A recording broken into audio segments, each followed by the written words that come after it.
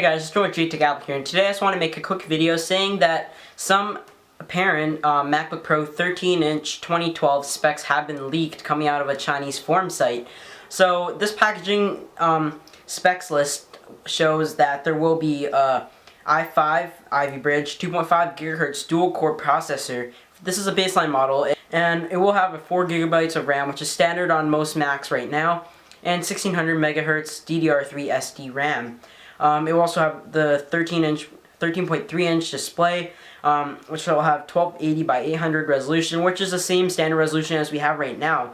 As you know, there was a huge anticipation that there will be a redesign of this Mac and apparent Retina display, high resolution Retina display, but from the specs packaging, looks like there will only be a 1280 by 800 standard size display like on the current Macs, and all there is a specs upgrade to the Ivy Bridge, which is more power saving. Performance wise, it isn't a huge jump from Sandy Bridge, and another thing that we probably will see is USB 3.0 ports, as seen on the packaging as well, that there will be 2 USB 3.0 ports, and everything else is pretty much the same.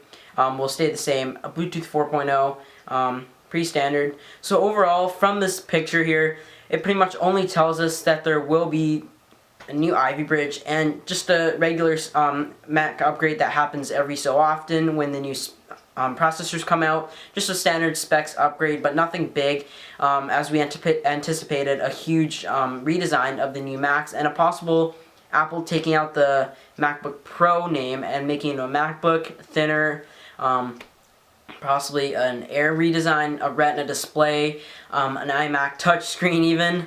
A lot of those crazy things, but from looking at this packaging, that looks pretty legitimate to me. It seems that as we get closer to WWDC, after this packaging, the rumors have started to fade away.